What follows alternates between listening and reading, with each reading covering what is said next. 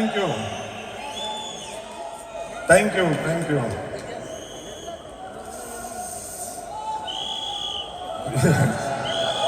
Thank you. Third day morning का हमारा session होता है, स्पिरिचुअल सेशन। लेकिन जिंदगी में अगर हम बात करते हैं हमेशा स्पिरिचुअलिटी किसी धर्म की नहीं, किसी जाति की नहीं, किसी समाज की नहीं, क्योंकि स्पिरिचुअलिटी मतलब अध्यात्म वो सिद्धांत, वो प्रिंसिपल है जिंदगी के, जो हर धर्म, हर सिद्धांत, हर धर्म, हर जाति और हर व्यक्ति के लिए, नॉट व्यक्ति बल्कि जीव मात्र के लिए। जीव मात्र का मतलब पशु पक्षी के लिए भी, क्योंकि वो भगवान आत्मा है। जैसी आत्मा हम हैं वैसी जान उनमें है, वैसी चेतनता उनमें है जैसी हम में है। तो हम अध्यात्म की बात करते हैं, और अध्यात्म का मतलब वो स्पिरिचुअलिटी, जिन सिद्धांतों से हम इस संसार में रहने के साथ साथ इस संसार से मुक्ति की बात करते हैं। एक बात समझना, मुझे नहीं पता कितने लोग इस बात को जानते हैं, पर अलग अलग शब्दों में उसका प्रयोग करते हैं। ये जो संसार है, संसार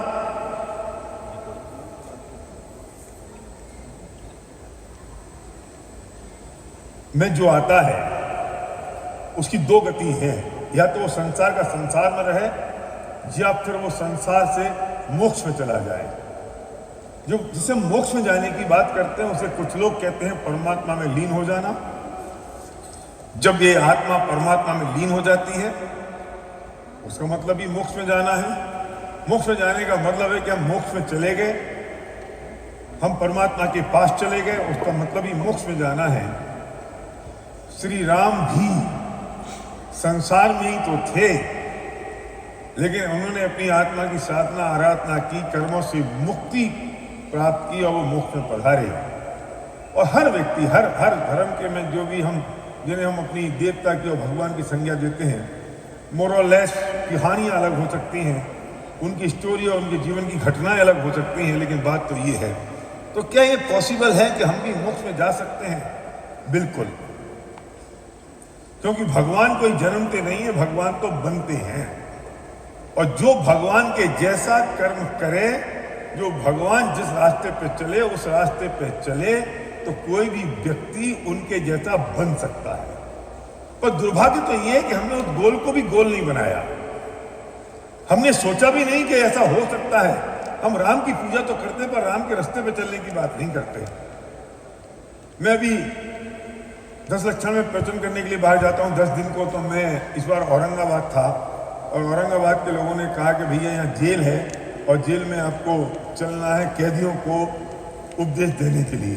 तो मैं जेल गया उपदेश देने के लिए, मतलब वैसे जेल में नहीं गया, क्योंकि जिससे कह रहा था मैं जेल गया तो लोग समझते हैं मैं उपदेश देने के लिए कुर्ता पजामा में जो ड्रेस उसमें गया। और वो जो लोग बैठे हुए थे 200-400 लोग, वे सारे अव्वल दर्जे के अपराधी थे, मतलब उन्हें उम्र कैद हुई थी। वहां पर एक बेल्ट होता है, yellow belt, green belt, red belt. तो बेल्ट से समझ जाते हैं कि इनको उम्र कैद है और इसको 10 साल की है, ये हल्का अपराधी है, भारी है, उसे पहचान हो जाती है। तो वो सारे के सारे उम्र कैद वाले थे। तो मैंने उनकी एक ही कंडीशन रखी कि देखो भाई, मैं आऊँगा तो सही, लेकिन 2-4 पुलिस वाले मेरे साथ होने चाहिए। पता नहीं क्या मतलब, तो वो लोग हैं किसने किसी की मर्डर किया है, उन्होंने हत्या की, खूंखार, और दिख भी रहे थे ऐसे। तो 4-5 पुलिस वाले थे, अफसर बैठे हुए थे, और मैं बात कर रहा था। चूंकि वो गणपति का समय था और सब लोग, अधिकतर लोग तिलक लगाए थे और पूजा करके आए थे, तो मैंने उनसे एक ही बात पूछी कि, और जो मैंने उनसे पूछी वो मैं आपसे कह रहा हूं। और मैंने उनसे कहा कि तुम अभी सब गणपति की पूजा करके आए हो, गणपति की पूजा हो या राम की पूजा हो, एक ही बात है। मैं उदाहरण राम का ले रहा हूं। तुम सारे राम की पूजा करके आए हो, भक्ति करके आए हो, घंटी बजा के आए हो उनके पास। लेकिन एक बात कभी सोची कि राम ने अपनी जिंदगी में जैसे जिए वैसे हम जी सकते हैं क्या? अगर हम राम जिस पथ पे चले, हम उस पथ पे चल सकते हैं या नहीं? राम जिस पथ पे चले उस पथ पे अगर हम नहीं चलते हैं तो फिर राम की पूजा करना बंद कर दो। तुम अपने पिता की पूजा रोज करो, और जब पिता जो बात कहे उसे मानो नहीं, तो पिता की पूजा करने का मतलब क्या है? हम राम की कौन सी बात मान रहे हैं? हमने राम के जीवन को 1000 बार सुना होगा, और आजकल पंडितों के पास कोई और काम नहीं है राम कथा के अलावा। वो भी इसलिए क्योंकि जो ज्यादा सुनी जाती है वो उसे वही सुनाते हैं, जो लोग ज्यादा जिसे पसंद करते हैं ये भी उसे वही सुनाते हैं। और इसलिए भी सुनाते हैं कि जितना इंटरेस्टिंग राम कथा है उतनी कोई और कथा नहीं है। और राम कथा इसलिए ज्यादा इंटरेस्टिंग है क्योंकि उनकी जिंदगी चैलेंजेस से भरपूर है। मैं बार बार ये कहता हूं कि तुम्हें ड्यूसली जाने में जितने चैलेंजेस आ रहे हैं ना, तुम्हारी सीडी सबसे ज्यादा बिकेगी और सबसे ज्यादा सुनी जाएगी। क्योंकि अरे तुम ऐसे ही चले गए और स्टेज में खड़े क्या, मैं गया, मैंने 16 लाख स्पॉन्सर करी, 16 लाख मेरी एलओवी चले गई, सारे लोग काम करने लग गए, मैं ड्यूसली चला गया। चैप्टर खत्म, 45 मिनट करोगे क्या? जो तुम्हारी जिंदगी में उतार चढ़ाव आएगा वो सुनाओगे तो लोग इंटरेस्ट लेंगे, और तब तुम्हारी स्पीच भी पावरफुल होगी। राम आज पूरी दुनिया में सबसे ज्यादा सुने जाने वाले और सबसे ज्यादा माने जाने वाले भगवान हैं। क्यों? क्योंकि उनकी जिंदगी सबसे ज्यादा चैलेंजेस से भरपूर थी। वे पूरी जिंदगी षड्यंत्रों का शिकार बने रहे और लोग उनकी जिंदगी सुनते रहे। और हम ये समझते हैं, बहुत इंपॉर्टेंट बात कर रहा हूं, हम ये समझते हैं कि हम राम की कष्टों भरी जिंदगी को सुनते रहेंगे तो हमें धर्म हो जाएगा। प्रदीप्ता, हम राम कथा सुनते रहेंगे तो हमें धर्म हो जाएगा। इसलिए हम रोज राम कथा सुनते हैं, टीवी पे सुने, चाहे फिजिकल सुने, चाहे किसी पंडित से सुने और चाहे किसी कथावाचक से सुने। लेकिन राम की कहानी सुनने से धर्म नहीं होगा। राम की कहानी में ये ढूंढना होगा कि प्रभु राम जब षड्यंत्रों के शिकार हुए, जिन परिस्थितियों से वे गुजरे, उस वक्त उनने क्या किया, क्या सोचा, क्या रिएक्ट किया, वो मुझे करना होगा, उससे धर्म होगा।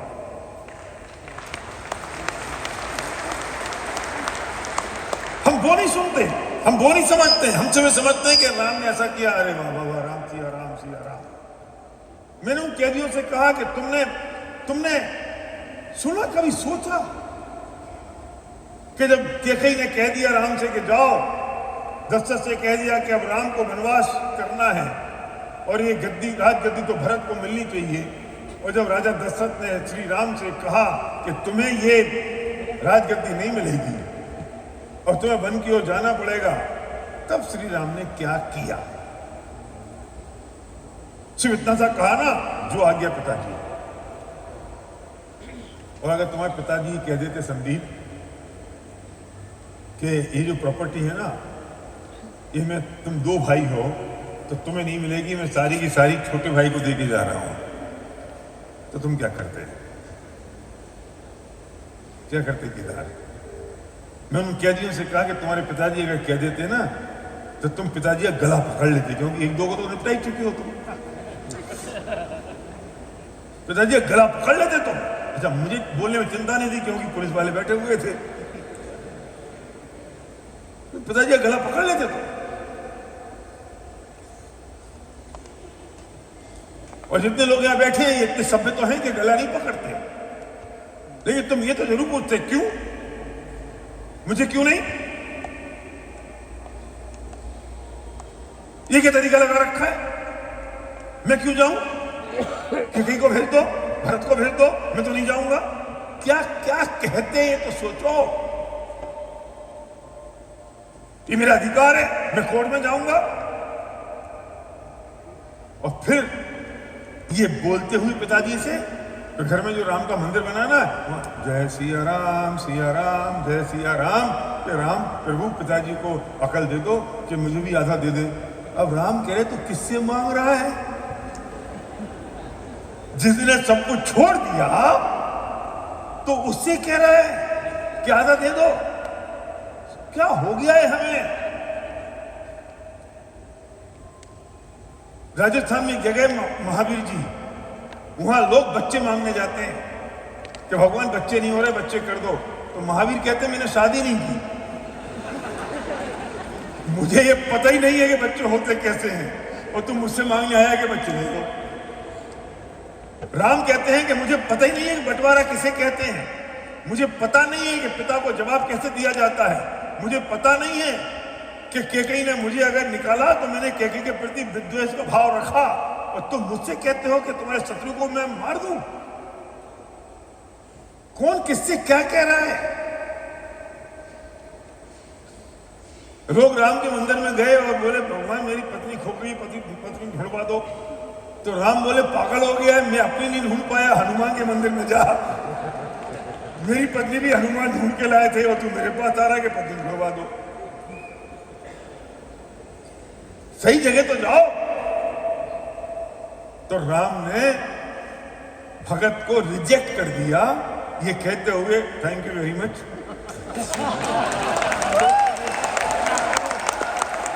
क्योंकि मैं सही जगह नहीं हूं तुम्हारे लिए, तुम किसी और के पास जाओ, हम अच्छे दोस्त बने रहेंगे, कभी और काम हो तो वापस आना। ऐसा नहीं कहा चलो चलो मैं भी ढूंढवा देता हूं, मैं भी ढूंढ। मना करना तो सीखना पड़ा ना, हम उनसे कह रहे हैं।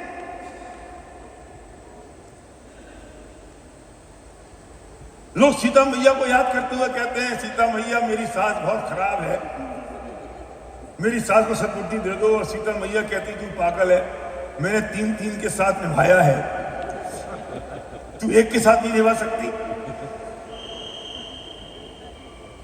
इतनी सरल और सज्जन इसलिए हुई सीता क्योंकि 3 थी, और हम एक के साथ नहीं निपट सकते। किससे क्या मांगने जा रहे हो संदीप जी, बोलो तो सही, किससे क्या कह रहे हैं? राम के मंदिर में जाके राम की पूजा कर रहे हैं, और राम ने जो किया वो नहीं कर रहे हैं। राम भगवान बन गए, हम भगवान नहीं बन पाएंगे। तो मोक्ष चले गए, हम नहीं जा पाएंगे। मोक्ष जाने के लिए उन कर्मों को 2-3 तरह की बातें हैं, एक अच्छे कर्म हैं तो एक बुरे कर्म हैं, और तीसरी बात है उन कर्मों का नाश होना, ना अच्छे हो ना बुरे हो।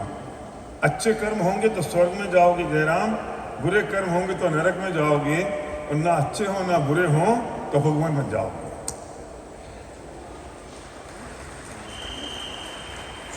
मैं सारी बातें तो नहीं कह पाऊंगा 1 घंटे में, लेकिन कुछ फुलझड़ी तो छोड़ दूंगा, जिससे आपका दिमाग चलना तो शुरू हो कि यार ये हो कैसे सकता है, कैसे कर सकते हैं हम।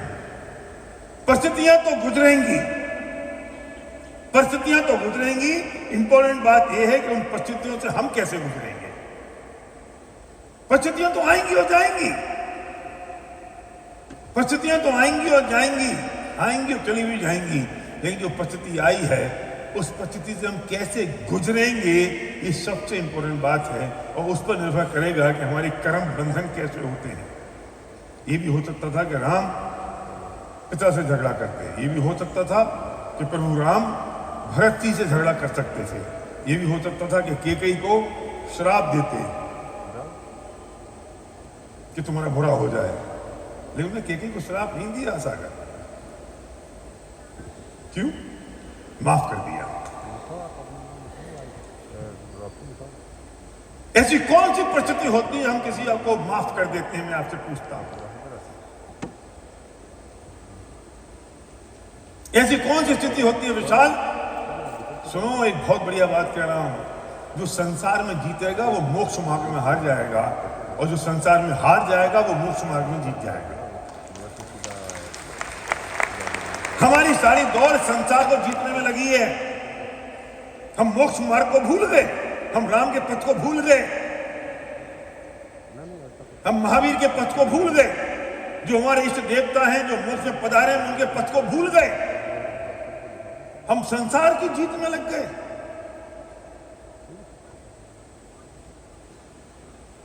मैंने कहा कि राम ने माफ किया, हमने जिंदगी में कितने बार माफ किया और कितने बार बदला लिया। श्रीदास,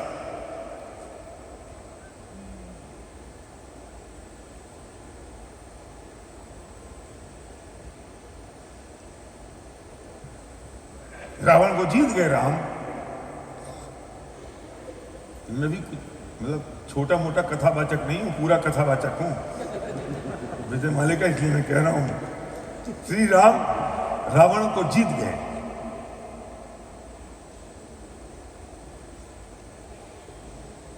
कितनी बड़ी जीत थी, पूरी लंका उनके हाथ में थी। अश्विन, तुम्हारे पास ऐसा होता तो क्या करते? तुम जीत जाते तो क्या करते? बोलो, कौन बोलेगा? एनएम पाटिल, तुम अगर जीत जाते तो क्या करते? लंका पे राज करते? क्योंकि हम जीते हैं ना आकाश, हम जीते हैं और सारी सेना हमारी है, लोग हमारे हैं, तो जीत हमारी है ना, हम लंका पे राज करते हैं। और राम ने कहा कि मैंने रावण को इसलिए नहीं हराया कि मुझे लंका को जीतना है, लंका पे राज करना है। Purpose was crystal clear, 100% focused, clear cut purpose है, फोकस बिल्कुल क्लियर है, ट्रांसपेरेंट है।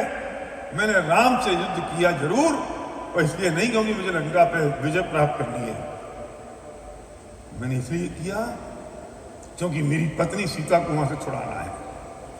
ये मुझे राजपाट नहीं चाहिए, और ये इसका कारण विभीषण तुम हो। तुम ना होते तो शायद ये ना होता, और असली भाई भी तुम हो। तो विभीषण को छोड़ छाड़ के और राम लौट के आ गए। हमें अगर ये मिल जाता तो हम क्या करते? मैं कहीं ये कह रहा था तो कोई मुझसे बोला, शंकर लाल, कि भैया क्या आप लंका की बात कर रहे हो? हम यहाँ से बाहर जाएंगे और 500 का नोट मिल जाएगा ना, तो अपनी जेब में रख लेंगे। आप बात कर रहे हो कि लंका को छोड़ दिया, हमसे 500 का नोट नहीं छूटा जाता, और हम राम के पुजारी बने।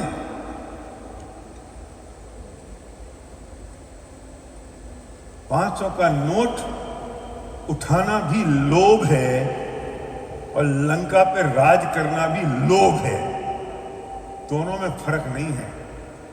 राम ने उस लोभ कसाय को जीता था कि मुझे ये नहीं चाहिए, मुझे इसकी जरूरत नहीं है, मुझे इसकी आवश्यकता नहीं है, ये मेरा नहीं है, मेरा पर्पस था सीता को ले जाना, मैं सीता को लेके जा रहा हूं, ये राज तुम संभालो, जिसको संभालना हो संभाले, ना संभालना हो ना संभाले। रावण को मारा जरूर होगा, पर उसके लिए क्रोध कसाय नहीं थी राम के पास। अगर क्रोध होता और बदला लेने की भावना होती तो वो लक्ष्मण से नहीं कहते कि रावण बहुत बड़ा विद्वान है, जाओ उसके चरणों में बैठ के उससे कुछ विद्या ले लो। ध्यान रखना, सिर की तरफ मत बैठना, क्योंकि सीखने के लिए सिर की तरफ नहीं, पैरों की तरफ बैठा जाता है।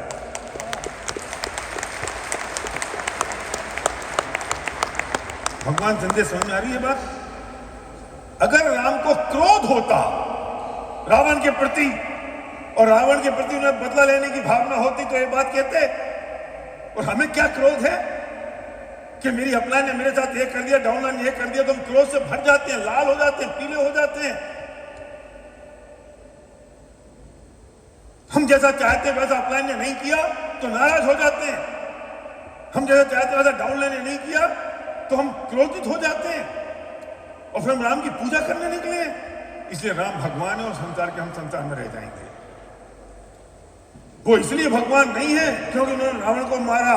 ध्यान से सुनना, वे भगवान इसलिए हैं कि भले ही उन्होंने रावण को मारा, लेकिन उनके अंदर रावण को मारने की ना भाव थे, ना उसके प्रति होने वाला क्रोध कसाय थी, ना उतनी तीव्र उनके मन में उसके प्रति विद्वेष था। पर्पज क्लियर था, सीता को लाना है।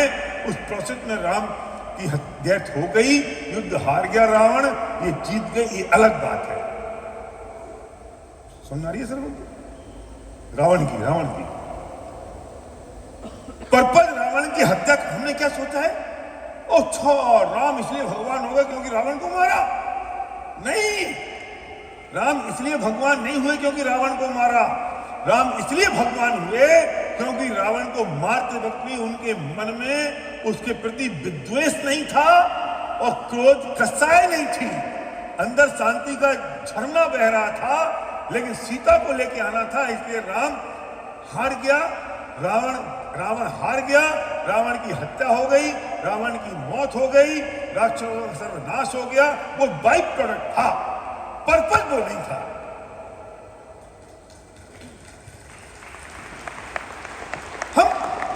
हमारी सोच हमारे जैसी हो गई है, और हम ऐसे हो गए कि राम ने रावण को मारा है तो मैं भी दुनिया में बेकार आदमी को मार डालूंगा।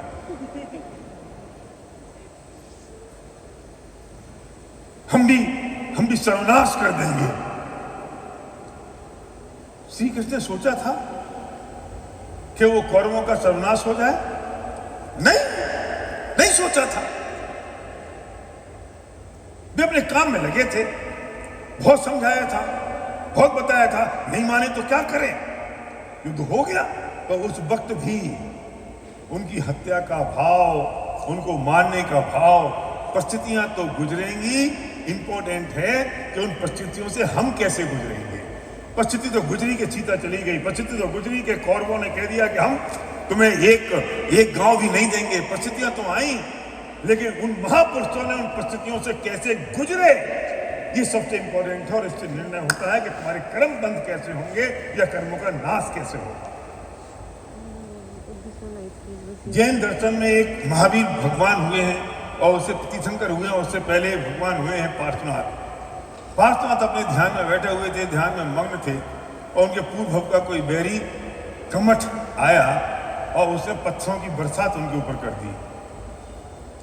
परिस्थितियां तो गुजरेंगी, लेकिन आप उन परिस्थितियों से कैसे गुजरोगे? शक्ति और ताकत उनके पास भी उतनी थी कि वे कमठ को जवाब दे देते। शक्ति और ताकत तो उनके पास भी थी कि वे कमठ को सबक सिखा देते। शक्ति और ताकत तो उनके पास भी थी कि वे और देवताओं को इसका स्मरण करते और वो कमठ को निपटा देते। लेकिन उन्होंने कुछ नहीं किया। सिर्फ ये विकल्प भी नहीं आया कि कमठ उनके ऊपर बारिश कर रहा है पत्थरों की, ये विकल्प भी नहीं आया। इसलिए वे भगवान हैं कि सो क्रोध कसाय भी नहीं उत्पन्न हुई, गुस्सा भी नहीं आया, विकल्प मात्र नहीं आया कि मैं इसके साथ बदला ले लूं। इसलिए भगवान है वो दशरथ। इसलिए नहीं। हम क्या सोचते हैं, हमें क्या लगता है, अगर कोई मुझे थप्पड़ मार दे और मैं चुप रह जाऊं तो मुझे लगेगा मैं तो हार गया। और पार्श्वनाथ के ऊपर पत्थरों की बारिश हो गई सागर, वे हारेंगे जीते। राम को घर से निकाल दिया, राम हारेंगे जीते। राम को की सीता को ले गए, राम हारेंगे जीते। मैं पूछ रहा हूं, मैं संसार में अगर हारा हुआ दिखाई देता हूं, मतलब मैं मोक्ष मार्ग में जीत गया। और जो मोक्ष मार्ग में हारा हुआ दिखाई देता है वो संसार में जीत गया। राम संसार में हार गए लेकिन मोक्ष मार्ग में जीत गए, और रावण संसार में जीत गया इसलिए मोक्ष मार्ग में हार गया। हमें कहां जीतना है? हमारी जीत कहां है? हमारी जीत के पैरामीटर क्या है? हसमुख पटेल, क्या जीत के पैरामीटर हैं जिसे हम कहते हैं? कल तक हम बात कर रहे थे कि सफलता के पैरामीटर क्या है। मैं आज पूछता हूं कि हमारी जीत का पैरामीटर क्या है? संसार में रहना हमारा जीत का पैरामीटर है या मोक्ष मार्ग में चलना हमारा जीत का पैरामीटर है? लोगों को माफ करना हमारा जीत का पैरामीटर है या किसी ने ईंट मारी हम उसका जवाब पत्थर से दे दें, ये हमारा जीत का पैरामीटर है? संदीप जी समझ आ रही बात? जितने समझ पा रहे हो, चार लोग तालियां बजाएं और हम अहम में मर जाएं, ईगो हमारे ऊपर आ जाए, ये जीत है? या चार लोग प्रशंसा करें, पूरा हिंदुस्तान चिल्लाता रहे और हमें अहम का रंच मात भी भूल ना चढ़े, हम और विनम्र हो जाएं, ये जीत है? आप अगर अहम में चढ़ गए तो आप संसार में जीत गए पर मोक्ष मार्ग में हार गए। लेकिन अगर आपकी मान कसाय और खत्म हो गई तो संसार में आप हारते हुए दिखाई दोगे लेकिन मोक्ष मार्ग में जीत जाओगे। राम मोक्ष मार्ग में जीत गए, संसार में हार गए। रावण संसार में जीत गया, मोक्ष मार्ग में हार गया। कमर संसार में जीत गया तो मोक्ष मार्ग में हार गया, और पार्श्वनाथ संसार में हार गए, वो मोक्ष मार्ग में जीत गए। किसकी कहानी सुननी है? किसकी सुननी है? टिट फॉर टैट नहीं करना है, इसलिए कहते हैं टिट फॉर एजिटिट। टिट फॉर टैट वाले संसार में जीते हुए महसूस होते हैं, लेकिन जो मोक्ष मार्ग में हार जाते हैं। और जो टिट फॉर एजिटिट वाले होते हैं वे संसार में हारे हुए दिखाई देते हैं, लेकिन जो मोक्ष के मार्ग में जीत जाते हैं। वे भगवान के पथ पर चलते हैं, और भगवान जिस मार्ग पर चले उस मार्ग पर चल जाते हैं।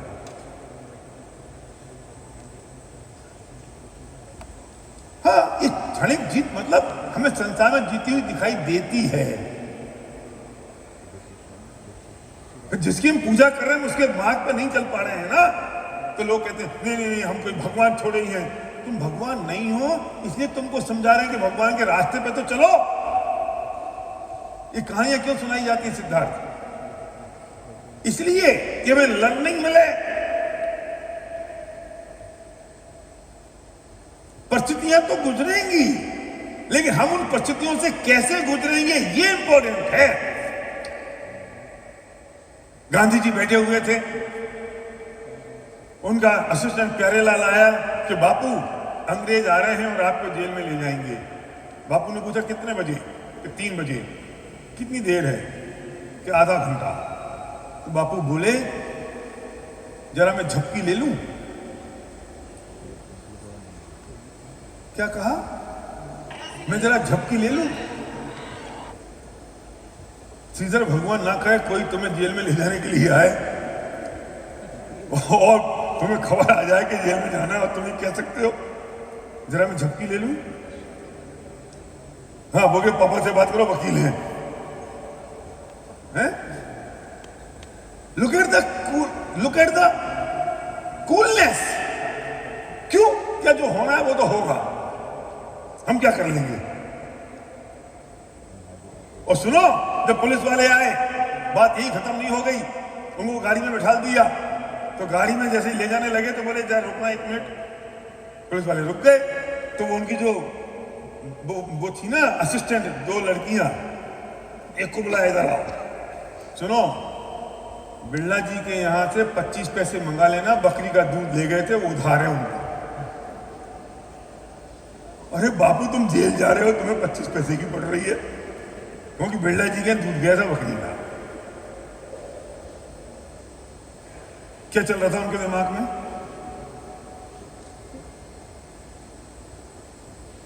तो हमारे साथ होता तो क्या चलता? कर्म इस बात से नहीं बंधते हैं।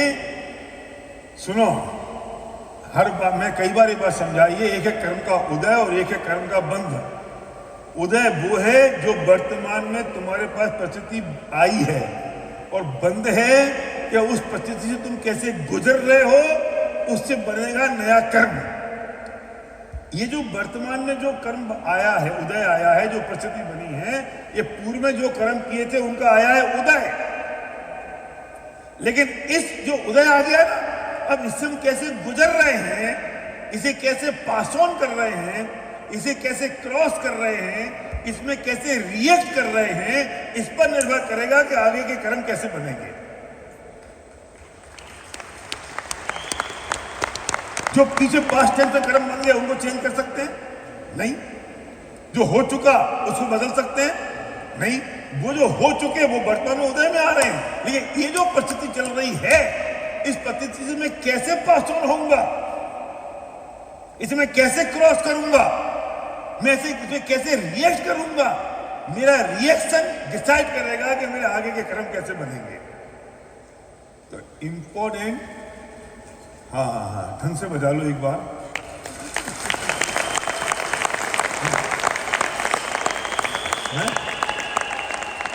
क्या इंपॉर्टेंट?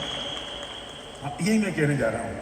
एक्चुअली कुछ लोग बजा पाते हैं, फिर वो सोचने में रह जाते हैं तो ताली छूट जाती है। इंपॉर्टेंट वो परिस्थिति नहीं है, ध्यान से सुनना, ये रूल लिखे ना बोल्ड लेटर में। इंपॉर्टेंट परिस्थिति नहीं है जो घट रही है, इंपॉर्टेंट है रिएक्शन जो मैं उस परिस्थिति में कर रहा हूं। नहीं समझ आया? समझाओ। प्रदीप्ता बोलो, क्या बोला? माइक देना पीछे सर्वज्ञ। गौरव कहां गया? माइक देना पीछे प्रदीप्ता को। क्या समझे? बोलो सर परिस्थिति जो भी होगा उससे हमें होगा नहीं, जो हो रही है हाँ। वो उससे पुण्य बनता नहीं है। जो हम रिएक्शन करते हैं उससे पुण्य बनता है। पुण्य पाप पाप भी तो बनेगा। पुण्य भी बन सकता है। अच्छा रिएक्शन करेंगे तो हाँ, अच्छा रिएक्शन से पुण्य भी बन सकता है। Right sir. पाप भी तो बोलो। सही रिएक्शन। पाप भी तो बोलो। पाप भी हो सकता है अगर हम गलत पाप बोलने में डर लग रहा है। गुड। समझ में आई कि नहीं? जयराम बोलो, क्या समझ में आया? जरा माइक, क्या समझे? बोलो। परिस्थिति जो भी है, उस परिस्थिति का आपके विचार, आपके भाव कैसे हैं उस समय में? अगर आपके भाव नकारात्मक है, कुछ भी चीजें है, तो उस प्रकार क्या पाप बंधेगी आपको? नगर आपने उस परिस्थिति में कैसे रिएक्ट किया? समझ में आया? रिएक्ट करना, प्रतिक्रिया। मैंने क्या प्रतिक्रिया दी? एग्जाम्पल कौन बोलेगा? कोई एग्जाम्पल बताओ। एनीबडी? कोई एग्जाम्पल बताएगा? हाँ बोलो बोलो बोलो, बताओ क्या एग्जाम्पल है? जो मैंने बात की इससे कोई एग्जाम्पल दो, अपनी जिंदगी से घटा हुआ दो। चलो, जैसे कोई, अगर हम ड्राइव कर रहे हैं और हमारी गाड़ी का अगर एक्सीडेंट होता है, गलती से कोई सामने आ जाता है, और उस परिस्थिति में हम उसके यहाँ पे क्या रिएक्ट करते हैं? अगर हमने उससे गुस्सा किया कि तुम्हारी वजह से मेरी गाड़ी का कांच टूटा या जो भी है, हेडलाइट टूटी, तो वहाँ पे हम क्या रिएक्ट कर रहे हैं वो बहुत ज़रूरी है। अगर हमने उसको स्माइल दिया, कोई बात नहीं होता है, तो वहाँ पे हम क्या बांध रहे, पुण्य बांध रहे वो या पाप बांध रहे, वो हमारे ऊपर। Good, very good, good example. गाड़ी पीछे देखे जाना, गाड़ी तो ठुक गई।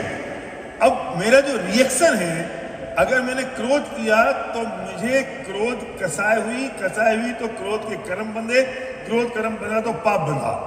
और अगर मैंने मुस्कुराया तो मैं शांत रहा तो मुझे क्रोध नहीं किया, तो कसाई नहीं हुई। जैसे ही मैं शांत रहा, मैं पीसफुल रहा, तो वो जो कसाई होनी थी वो कसाई नहीं हुई।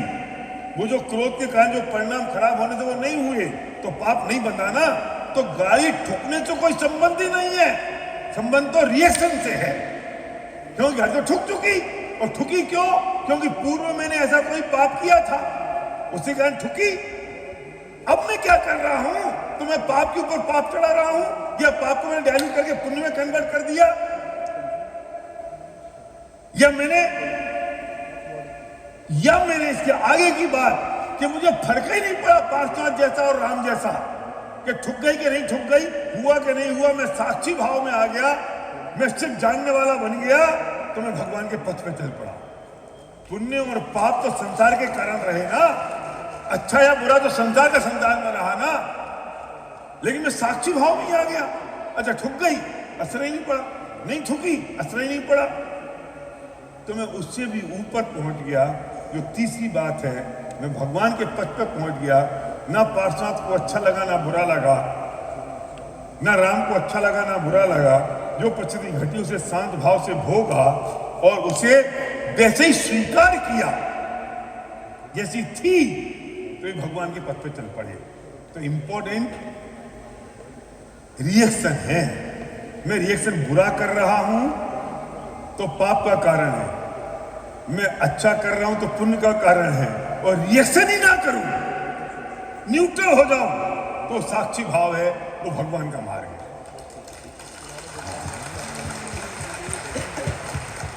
बोलिए बोलिए।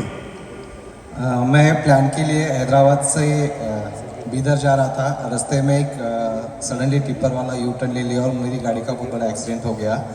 गाड़ी टाटा की, इसलिए किसी को चोटें नहीं आई, लेकिन जहाँ पे एक्सीडेंट हुआ बहुत सारे लोग उसको, मतलब ड्राइवर को पकड़ के मारने के लिए दौड़े थे। लेकिन भैया थैंक्स बोलता हूँ, मेरी लाइफ में बहुत बड़ा चेंजेस आया।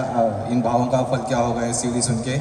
जब दूसरे लोग वो ड्राइवर को मारने के दौड़े तो सबसे पहले गाड़ी से उतर के मैं खुद उन लोगों को रोका, क्योंकि जो हो गया वो हो गया, वो जानबूझ के तो किया नहीं है। जो हमारी किस्मत में होना था हो गया, हमारी किस्मत अच्छी थी, हम बचना था बच गए।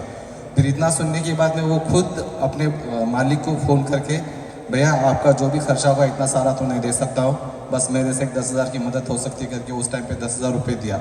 लेकिन एक्सीडेंट हो गया, ये सब दिमाग में नहीं था, बस इतना ही खुश था कि वही मेरा एक्सीडेंट हो गया लेकिन मैं बच गया। Thank you. Thank you good. ये मुस्कान कुछ कह रही है वो। हाँ इधर आ, हाँ, पीछे पीछे जल्दी जल्दी जल्दी दौड़ के। सर मैं मराठी में बोलता हूँ। हाँ बोलो, मराठी में बोलो, मैं समझता हूँ। बोलो बोलो। माझी बायको सीता जर पाहिजे असेल शेतीसारखी तर मला राम बनावं लागेल।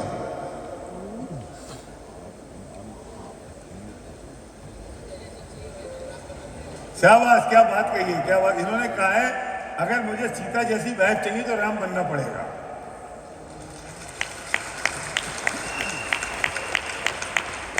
कौन सा वाला राम? भगवान राम या दुनिया भर के चैलेंजेस जिनके पास आए वो राम? सर मैं लोडिंग व्हीकल चलाता हूँ, तो सिटी में जब भी हम लोडिंग व्हीकल चलाते हैं तो सडनली कोई अगर सामने आ जाता है तो बहुत ही अपशब्द निकलते हैं मुँह से। पहले निकलते थे जब तक गोकर्ण अटेंड करने से पहले। गोकर्ण में मैंने कर्म बंधना सुना था आपके मुँह से, तब से अब अगर कोई सामने वाला अगर गाली भी देके जाता है थैंक यू भैया बोल के निकल जाता हूँ। वेरी नाइस, गुड गुड, बहुत बढ़िया, वेरी नाइस, गुड। सो बोलिए। जय श्री कृष्ण। मेरा अभी ये सेम जो उन्होंने अभी टाटा की गाड़ी का बोला ना, वो रिसेंटली अभी भी मेरी गाड़ी हॉस्पिटल में ही है, तो उसमें मेरा ड्राइवर चला रहा था, मैं बाजू में बैठा था, पीछे मेरे 2 लेबर बैठे थे। अभी ट्रैफिक भी इतना था तो स्पीड भी इतनी नहीं थी, बट एक टेम्पो वाला बहुत स्पीड में आके मेरी गाड़ी के आगे ब्रेजा थी, दोनों के बीच में 10-12 फीट का डिस्टेंस था, वो बीच में आ गया और सडनली उसने ब्रेक लगा दिया। मेरी गाड़ी उसके पीछे ठुक गई, आगे वाले से उसकी टेम्पो ठुक गई। तो इतनी डेंजरस तरीके से ये एक्सीडेंट हुआ कि एयरबैग दोनों की, ड्राइवर की और मेरी, दोनों की एयरबैग भी निकल गई। सेम टाटा की गाड़ी थी, हमको कोई भी कुछ टच भी नहीं हुआ इतना। और बाहर निकल के तुरंत मैंने यही बोला एक हंसते हंसते कि चलो हमको तो कुछ नहीं हुआ है, ये भगवान की कृपा है। और गाड़ी में, अपनी गाड़ी में एयरबैग निकली, वो देखने का मज़ा है जो आया वो कभी नहीं आता, क्योंकि ये मैंने किसी और की गाड़ी में भी ऐसी एयरबैग निकलती नहीं देखी थी, पर ये देखी तो मुझे बहुत बढ़िया लगा उस दिन। लेकिन क्या सारे किस्से गाड़ियों के ठुकने के ही है क्या? नहीं नहीं, पत्नी पत्नी के ठुकने का कोई किस्सा नहीं है किसी के पास? लाओ माइक दे दो। हाँ सर। मुस्कान क्या कहना है? गाड़ी की मत बोलना, गाड़ी के अलावा बोलना कोई। ये सब गाड़ी गाड़ी गाड़ी, मतलब गाड़ी इतना बड़ा आफत है क्या? हाँ सर हमारा ट्रेन था, मेरा हिल स्टेशन था राजस्थान में, और बड़ा हिल स्टेशन था, सब फाइनल हो चुका था। दादर से हमारी क्या था? ट्रेन हिल स्टेशन था, ट्रेन थी, दादर से थी। हिल स्टेशन था। हिल स्टेशन, हाँ, तो ट्रेन दादर से हिल थी। स्टेशन, हाँ सर, अभी हिल स्टेशन था। अभी चेंज करना है ना? अभी नहीं, अब नहीं होगा ना? हाँ ठीक है। तो हमारा ट्रेन था दादर से, हम लोग टाइम पे पहुंचे थे, बट दूसरी जगह से था। और मिस्टर साथ में थे, मेरी फ्रेंड भी साथ में थी। तीनों की ट्रेन छूटी और दोनों टेंशन में बोरेवली से लेते हैं, वहाँ भागे, वहाँ से ट्रेन चली गई। बट मैंने बोला कि जो होता है अच्छे के लिए होता है, कुछ तो होगा, और जाना ज़रूरी था। फिर हम अहमदाबाद गए, अहमदाबाद से फिर बस ली राजस्थान, और जो वहाँ पे मतलब मेरा जो सेशन था सुपर गया। 1.5 लाख का मेरा वहाँ पे टर्नओवर हुआ, वो कभी हुआ नहीं था, क्योंकि उस टाइम पे मैंने क्या रखा, एक जो भगवान करते हैं ना, अच्छे के लिए करते हैं, कुछ तो अच्छा होगा। Good, very good. पॉइंट ये है कि परिस्थिति, अब कोई ऐसा किस्सा नहीं था। हाँ तू बोल ले बेटा, ये इसको कुछ बोलना है, जाओ उसके पास। अरे ऐसा कोई नहीं बता सकता कि मेरी जितनी प्रॉपर्टी थी मेरे पिताजी ने मेरे भाई को दे दी और फिर मैंने कहा कोई बात नहीं पिताजी। ये क्या ठुकना गाड़ी के, अब इससे थोड़ा ऊपर तो उठाओ। हाँ सर गुड मॉर्निंग। मेरा एक दिन पहले एक्सीडेंट हो गया था, तो मैंने कहा कि अच्छा कल मेरी ही गलती हो गया, मैंने उनको जानी थी। क्या बोला मैं समझा? यहाँ पे आने सर गुड मॉर्निंग। यहाँ पे आने के एक दिन पहले एक एक्सीडेंट हुआ गाड़ी से, बाइक से, रोड ऊपर ये आ रहा था, तो साथ में वो भाई जी ने आगे लड़की भी बैठाई थी। सब लोग मतलब उनको रोक के दौड़े मारने के लिए, एक से सर पे चोट लग गई, इसमें चोट है। तो ये बोला कि उनको जाने दीजिए, मेरी ही गलती होगी, इसीलिए मेरा एक्सीडेंट हुआ। बहुत बढ़िया, वेरी गुड। ये गाड़ी के ठुकने से थोड़ा सा ऊपर उठो, आओ, पति पत्नी पर आओ, प्रॉपर्टी पर आओ, अपलाइन डाउनलाइन पर आओ, जिंदगी में सुबह से शाम तक होने वाली जो घटनाएं हैं। हाँ, मेरा नाम भारती भट्ट है, मैं राजकोट से आई हूँ। सर आपने बोला ना जो बंटवारे की बात, वही बताने जा रहे हैं।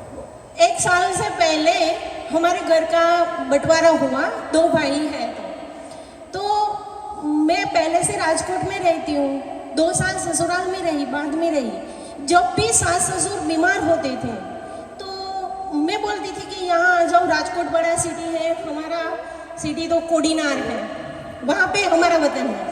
तो वहाँ से यहाँ सास ससुर आते ही थे, मैं इनकी सेवा करती थी, सब कुछ करती थी। पर जब अच्छे हो जाते थे तो फिर मेरे साथ झगड़ा करके चले जाते थे, तो मेरे को बहुत बुरा लगता था। मैं रोती थी, बहुत करती थी, कभी कभी तो मैं डिप्रेशन में भी आ जाती थी। बहुत होता था कि मेरी ही कुछ गलती है, मेरे ही कर्म में कुछ गलती है कि मैंने कुछ कम किया होगा, इसीलिए मेरी सेवा में कुछ अधूरा रह गया होगा, इसीलिए ये सब होता है। फिर 1 साल पहले की बात कर रही हूँ कि हमारा बंटवारा हुआ। मेरी सासू माँ को मैंने बहुत समझाया, ससुर तो चले गए हैं 7 साल से, तो सासू माँ को समझाया कि आप मेरे साथ रहने के लिए आ जाओ। तो सासू माँ ने बोला कि नहीं, मैं तेरे साथ रहने के लिए नहीं आऊँगी, तू बुरी है, ऐसी है। मेरी माँ 5 साल से चली गई है, मेरी माँ को भी बहुत सारी गालियाँ दी, मेरे को बहुत बुरा लगा, बहुत, मतलब मैं डिप्रेशन में आ गई। मेरा बच्चा 12वीं कक्षा में था, स्कूल में से फोन आया कि आपके घर में क्या प्रॉब्लम है, आपका बच्चा डल हो जा रहा है, साइंस में था, रिजल्ट कम आएगा, ऐसा सबने बोला। तो भी फिर बाद में, और एक लेडीज के कैरेक्टर के ऊपर जब बात आती है ना तो बहुत बुरा लगता। मेरे कैरेक्टर के ऊपर भी बात की ससुराल वालों ने, मेरे को बहुत बुरा लगा, मैं डिप्रेशन में आ गई। फिर मेरा हस्बैंड मेरे साथ था, उन्होंने मेरे को बहुत समझाया कि कोई बात नहीं, जो भी जैसा बोले बोलने दो, कोई चीज़ नहीं, मैं तुम्हारे साथ हूँ ना। तब धीरे धीरे करके मैं ठीक हुई, फिर ये बिजनेस में आई। हार्दिक भाई का थैंक यू बोलूँगी। हार्दिक भाई, मेरे को बहुत सारी बीमारी आ गई, कोलेस्ट्रॉल, वो सब, हार्दिक भाई ने मेरे को बहुत सारी मदद की, हेल्प की। पर एक बात बोलूं, 1 साल के बाद मेरी सासू माँ गिर गई, उनका ये जो पैर का गोला होता है ना वो टूट गया, उनका ऑपरेशन करवाना था। तब मेरी सासू माँ ने कभी 1 ईयर में मेरे को कभी फ़ोन नहीं किया। फिर मेरी सासू माँ ने मेरे को फ़ोन किया, बेटा क्या कर रही है? मैं बोली मम्मी मैं अच्छी हूँ, आप क्या कर रहे हो? तो वो बोली कि बेटा मैं गिर गई हूँ। तो मैं बोली मम्मा कैसे गिर गई? मेरी माँ तो चली गई है। तो मैं बोली मम्मा कैसे गिर गई? तो वो बोले कि बस ऐसे ही मैं काम कर रही थी तो बेड से गिर गई मैं, तो मेरे को क्या करना है? मैं बोली मम्मा आप एक काम करो, आप वहाँ से दवाई कुछ लेके फिर यहाँ आ जाओ। पहले को पता तो नहीं था कि गोला टूट गया, तो मैं बोली यहाँ पे आ जाओ, रेस्ट करना, मैं हूँ ना यहाँ पे। तो बोले कि ठीक है। फिर मेरे जेठ आए और इनका वहाँ पे हुआ कि ऑपरेशन होने वाला है, तो फिर वो सब मैंने बोला कि राजकोट में आ जाओ। मेरी ननंद का फ़ोन आया, भाभी मैं नहीं बोलूँगी कि आप मेरी माँ की सेवा करो, क्योंकि मेरी माँ ने आपके साथ बहुत बुरा किया। मैंने किया कोई बात नहीं, वो मेरी सासू माँ है पर मेरे हस्बैंड की तो माँ है, मेरी माँ चली गई है तो कितना दुख होता है वो मेरे को पता है कि माँ चली जाए तो कितना दुख होता है।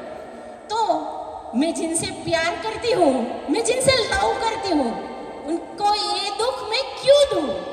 मैं करूँगी। और मेरी फर्ज भी है, एक बहू होने के लिए मेरी एक फर्ज भी है कि सासू माँ की सेवा करूँ। फिर ये 1 ईयर से मेरी सासू माँ यहाँ पे है और सिर्फ मेरी सासू माँ को डायबिटीज, बीपी, कोलेस्ट्रॉल सब कुछ था। डॉक्टर ने भी मना किया था कि ऑपरेशन के बाद वो ठीक नहीं होंगे। अब मेरी सासू माँ सिर्फ 2 मंथ में पहले जैसी चलने लगी। बहुत अच्छी है। तो उन्होंने जो किया वो उनका कर्म था, मैंने मेरा कर्म किया। बहुत बढ़िया किया, वेरी गुड, थैंक यू। देखो, अब इसी बात को सिद्धांत में घटित करो। No tit for tat, tit for एजेटिव, राइट? जो हम बात करते हैं इसकी, फिर इन्होंने जो परिस्थिति तो आई, पर हाउ टू रिएक्ट, जैसे को तैसा करते, ईंट का जवाब पत्थर से देते, कैसे रिएक्ट किया। ये रिएक्ट अगर गलत तरीके से करती तो तकलीफ किसको होती? खुद को। क्रोध किससे होता? जो कसाएं होती है ना, क्रोध, मान, माया, लोभ, 4 शत्रु जो सीपी में आप सुन रहे हो, वो जो 4 शत्रु है ना, उससे सामने वाले को तकलीफ हो ना हो गारंटी नहीं है, पर इस बात की गारंटी है सबसे पहले अपने को तकलीफ होती है। क्रोध आया, तकलीफ किसको होगी दीपक? खुद को होगी ना। इनने सासू माँ की जो सिचुएशन बनी उस पे क्रोध करती तो सासू तो जैसी थी वैसी थी, खुद को परेशानी होती कि नहीं? खुद परेशानी में होती कि नहीं? खुद को तकलीफ होती, खुद को अपने पे प्राउड फील नहीं होता ना। लेकिन जैसे सासू ने कुछ भी किया कोई फर्क नहीं पड़ता। केकई भी एक सास थी, केकई से बुरी तो नहीं है तुम्हारी सास। तो भी सीता ने क्या कहा? मां आपकी जैसी आज्ञा, और चली गई। पछताई केकई, सीता नहीं। शांत कौन रहा? सीता, केकई नहीं। तकलीफ में कौन रही? केकई, सीता नहीं। How to react? अगर आपकी सास ने कुछ गलत कर दिया और आपने उसे रिएक्ट किस तरीके से किया, माफ कर दिया, तो शांति में कौन है? आपके वो, आप शांति में हो। आपने माफ नहीं किया, आप क्रोध में हो। आप क्रोध में हो तो तकलीफ में आप हो, परेशानी में आप हो, सास नहीं। अपलाइन डाउनलाइन साथ पंगा हो गया, तकलीफ में आप हो। How to react? हमने प्रतिक्रिया कैसे दी? हम अपना स्वभाव नहीं छोड़ेंगे, क्योंकि सामने वाला अपना स्वभाव नहीं छोड़ रहा है। वो गलत करा तो मैं गलत करूंगा, इसका मतलब कि मैंने अपने स्वभाव को उसमें कन्वर्ट कर दिया। हम गुलाम हो गए हैं, हम गुलाम हो गए, गुलाम। कोई भी आदमी हमारे मस्तिष्क में कंट्रोल करता है और हमें डिस्टर्ब कर देता है। किसी ने कोई भी रिएक्शन किया, किसी ने कोई भी एक्शन किया, हम परेशान हो गए, तो हम उससे गुलाम हो गए। कोई भी व्यक्ति हमारे दिमाग के अंदर घुस जाता है और हमें परेशान करता है। क्या औकात है, क्या मजाल है किसी आदमी की? और एक आदमी नहीं है, हजारों लोग हमारे दिमाग के अंदर घुस के हमें कंट्रोल करते हैं। हम गुलाम हो गए उन सबके। हम अपनी जिंदगी कब जिएंगे? फिर कैसे जिएंगे हम अपनी जिंदगी? मैं अपनी जिंदगी प्रिंसिपल बेस जीता हूं, मैं अपनी जिंदगी सिद्धांतों में जीता हूं, मुझे फर्क नहीं पड़ता। अगर मेरे से कोई मेरे से चीजों को छिन जाने में और चीजों को छोड़ देने में बहुत बड़ा फर्क है। मेरे से कोई चीज छिन जाएगी, मुझे तकलीफ होगी और मैं चीजों को छोड़ दूंगा तो मैं गौरवान्वित महसूस कर दूंगा। चीजें मैं छोड़ दूंगा, मुझे नहीं चाहिए, जाओ, तो मैं गौरव में हूं, मैं शांति में हूं, मैं पीस में हूं। तो मुझे लगता है इन्होंने मेरी चीज छीन ली, मैं परेशानी में हूं। दुनिया में एक दिन सब छिन जाने वाला है। मौत का नाम, मौत की परिभाषा सिर्फ यही है, जो एक साथ सब कुछ छूट जाए उसका नाम मौत है। धीरे धीरे छूटे उसका नाम मौत नहीं है। आज मेरा फोन गिर गया, आज मेरा पेन गिर गया, आज 1 लाख रुपए का नुकसान हो गया, ये तो जिंदगी है। लेकिन सब एक साथ छूट जाए उसका नाम मौत है। तो कोई छूटे क्यों? नहीं छोड़ देता हूं ना, मैं छोड़ देता हूं। मुझे नहीं चाहिए। और मैं कैसे गुलाम हो सकता हूँ किसी व्यक्ति का? कोई मुझे कैसे डिस्टर्ब कर सकता है? कोई मुझे क्यों परेशान कर सकता है कि वो मुझे कंट्रोल करे, मैं उसके कंट्रोल में आ जाऊं? ये संभव नहीं है। इसलिए हाउ टू रिएक्ट इंपॉर्टेंट है कि मैं उस परिस्थिति को कैसे रिएक्ट कर रहा हूं। परिस्थिति तो परिस्थिति है, पर मेरा रिएक्शन इंपॉर्टेंट है। मैं शांति से पास ऑन कर रहा हूं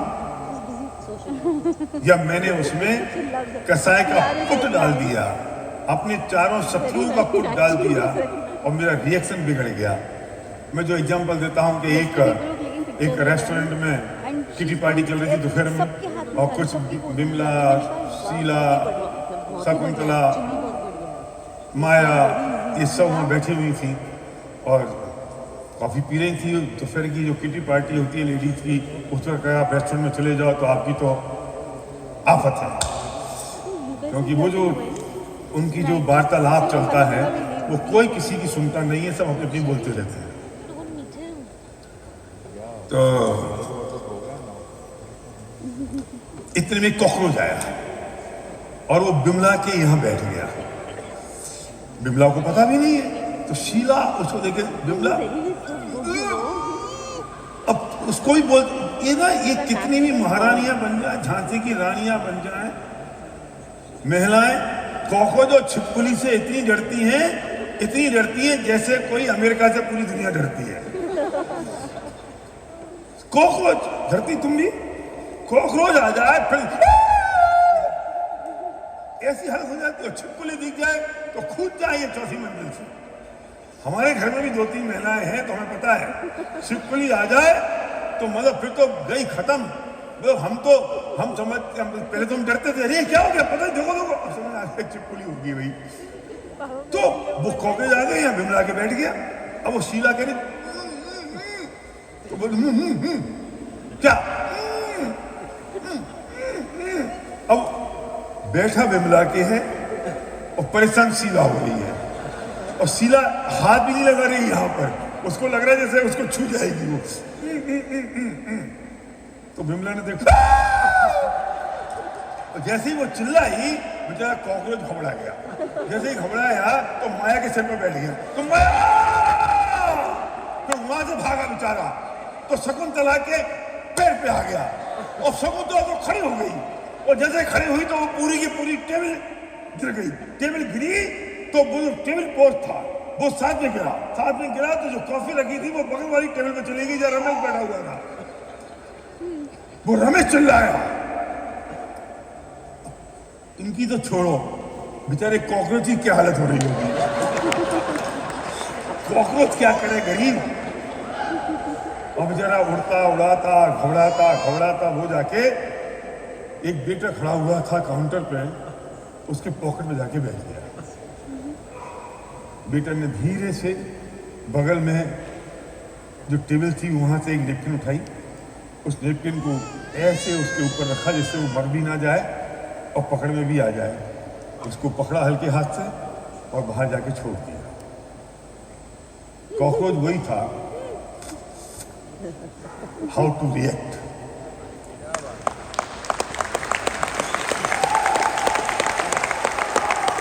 बिमला ने, शीला ने, माया ने, रमेश ने उस कॉकरोच को कैसे हैंडल किया और बेटर ने कैसे हैंडल किया। परिस्थिति वही है, परिस्थिति एक होगी, इंपॉर्टेंट है कि उसे आप कैसे हैंडल करते हो, कैसे रिएक्ट करते हो। सिद्धार्थ हो रहा है इसको तो गोली दे दो, सिद्धि उसको गोली दे देना। सिद्धार्थ हो रहा है उसको, प्रदीप की वाइफ को, वो इतनी देर से ना सहला रहा है उसको सिर। तो पहले सोचा था प्यार कर रहा होगा, ऐसे फैला रहा था, मैं सोचा प्यार कर रहा होगा, तो ऐसे करने लगा तो मैं सोचा सिर दर्द हो रहा है, दवाई दे दो उसको। बोल देना चाहिए था, मांग लेना इतनी देर में क्या है, तुम क्या समझते, मैं देखता नहीं मैं बोलता हूँ तब। पहले मैं सोचा प्यार कर रहा है, ऐसे तो कर रहा था ना, तो मैंने कहा इसको प्यार करनी जगह यही मिल रही है। फिर वो पीछे से सहलाते वो हाथ यहाँ आ गया, मैंने कहा यहाँ तो कोई प्यार नहीं करता ऐसे, ऐसे उसको सिरदर्दी हो रहा होगा। मिल गई दवाई। हाँ, तो क्या कह रहा था मैं, हाँ बोलो बोलो बोलो, आकाश को तो जरा माइक देना। कहाँ है माइक? तू कहाँ बैठ गया उधर गौरव कोने में जाके? हाँ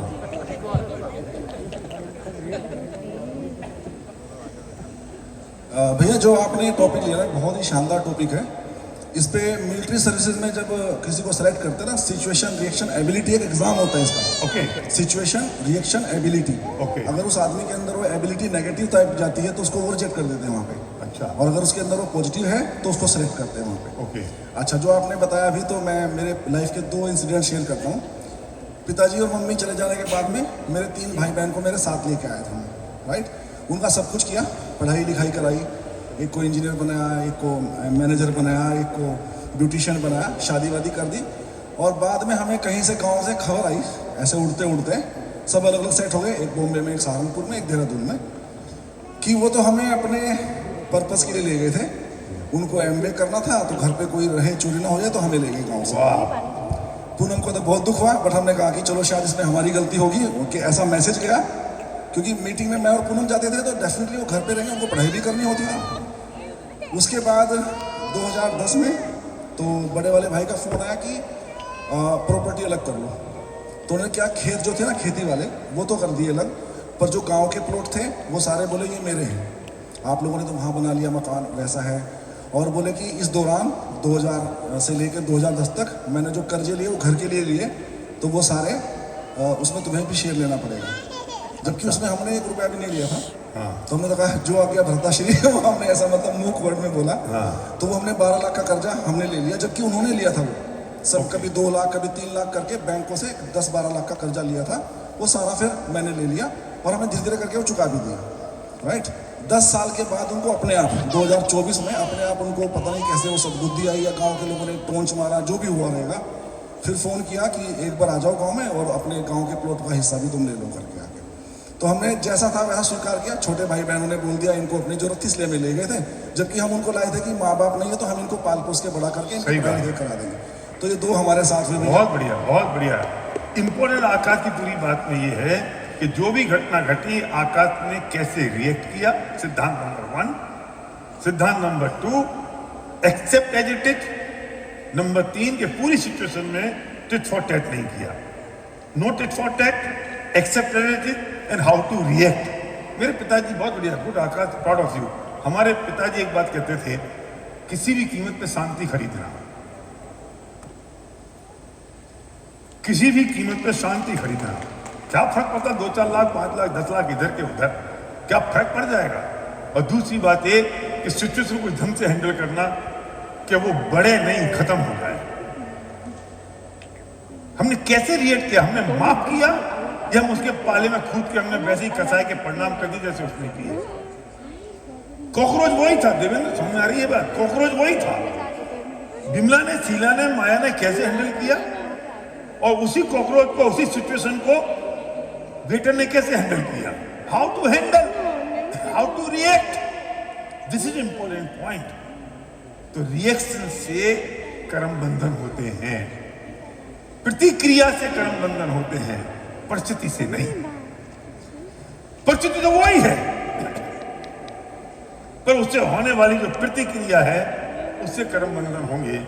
और हमें कर्म बंधन पाप से निकल के पुण्य में आना है, और फिर पुण्य और पाप से दोनों से निकल के साक्षी भाव में आ जाना है और उनको छोड़ देना है और वहां से मुक्त हो जाना है। ये जो बात मैंने कही, ये सिर्फ इस थॉट प्रोसेस में कही, इस बात में कही कि जो जीवन अकेला सिर्फ इस बात का नाम नहीं है कि हम क्या कर रहे हैं, क्या पैसा कमा रहे हैं। इंपॉर्टेंट ये है कि जो पैसा हमने कमाया उससे हम संसार जीत रहे हैं कि हम मोक्ष मार्ग जीत रहे हैं।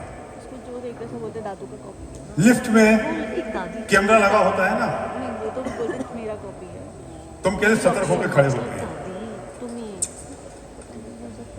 आपको पता है कि कैमरा लगा हुआ है तो आप सतर्क हो जाते हैं।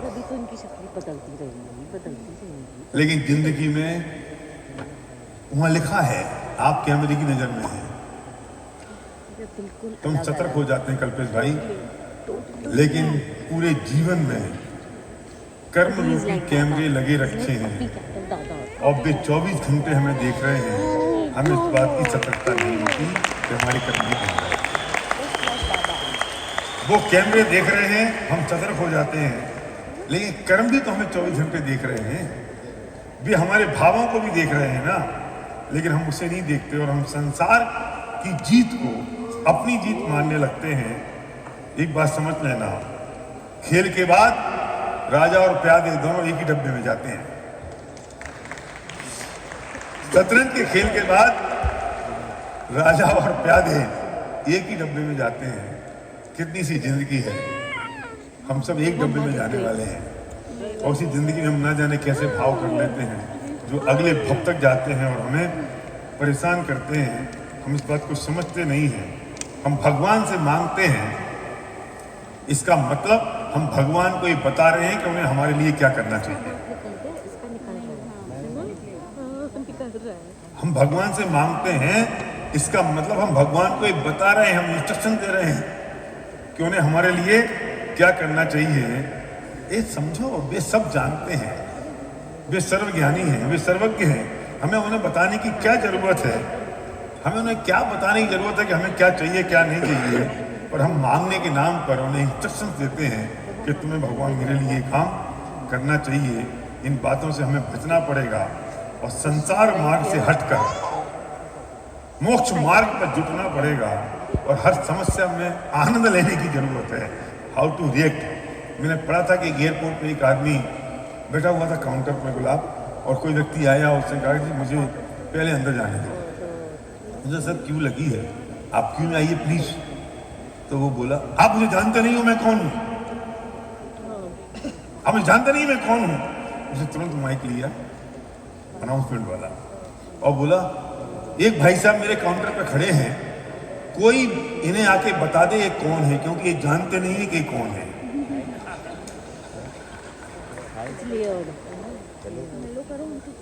उसने समस्या में भी आनंद ले लिया और वो झेप के चला गया और ये मुस्कुराता हुआ अपना काम करता रहा।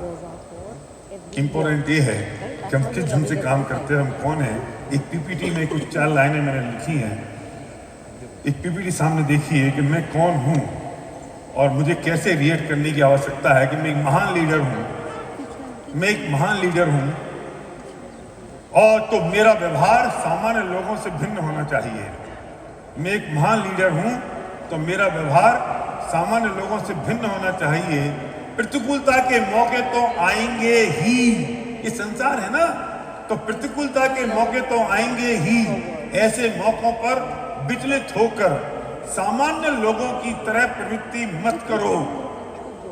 अपनी विनम्रता, समर्पण, निर्दोषता और क्षमा को धारण करो और अहम को त्याग दो। अगर तुम साधारण जीवों की तरह प्रवृत्ति करोगे तो तुझमें और उनमें क्या फर्क रहा। तुम साधारण नहीं बल्कि असाधारण महान व्यक्ति हो।